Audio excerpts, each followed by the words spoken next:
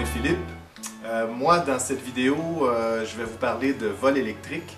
Comme vous savez, la technologie électrique a évolué de façon incroyable depuis quelques années. Moi, ça fait 3 ans que je suis dans le hobby et depuis 3 ans, c'est devenu absolument abordable. Donc, je n'ai que des avions électriques. J'ai développé des petits trucs et une certaine connaissance de l'électrique. Donc, ça va être ça, mon goût à moi. On va parler donc de tous les aspects du vol électrique. On va parler aussi des hydravions. Ici, vous avez le Maki de Kyosho, un avion de course, le Schneider's Cup 1927, qui est fait soit pour gaz ou électrique. Moi, je l'ai monté en électrique. Donc, on va parler de l'étanchéification des hydravions, comment vous assurer qu'il n'y a pas d'eau qui rentre dans votre hydravion, que vos contrôleurs électroniques sont bien étanches également. On va parler des moteurs électriques, comment choisir le bon moteur pour le bon modèle. Il existe une panoplie de moteurs, une chatte ne reconnaît plus ses petits là-dedans, donc on va regarder différents types de moteurs électriques, les in-runner, les out-runner.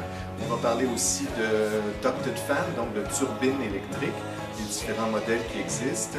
Il faut faire attention là aussi parce qu'il y a beaucoup de modèles qui sont de piètre qualité. Il faut regarder différents aspects avant d'acheter une turbine. Puis on va parler des multimoteurs, des bimoteurs entre autres. De plus en plus de gens s'intéressent aux bimoteurs. Ici, j'ai un bimoteur, un trainer qui est absolument super excitant à voler.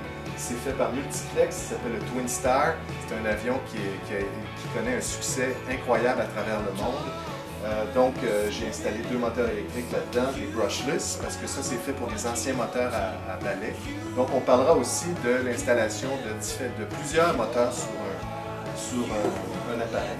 Et puis, on regardera aussi tous les petits trucs, la technologie ou les équipements qu'il faut avoir avec les avions électriques, parce que les batteries au lithium, c'est délicat, il faut faire attention. Donc, il y a de l'équipement qu'il faut avoir pour s'assurer que votre batterie ne se décharge pas en bas de 3,2 ou 3,3 volts.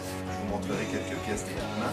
Et on parlera aussi de la charge et de la décharge et de l'entretien des batteries au lithium. Alors donc, tout un monde de l'avion électrique. On vous montrera plusieurs modèles et puis on abordera les principaux problèmes qui viennent avec le vol électrique et comment donc assembler un avion qui est prévu pour gaz et le convertir aussi en électrique. Alors ça va être pas mal intéressant, je l'espère.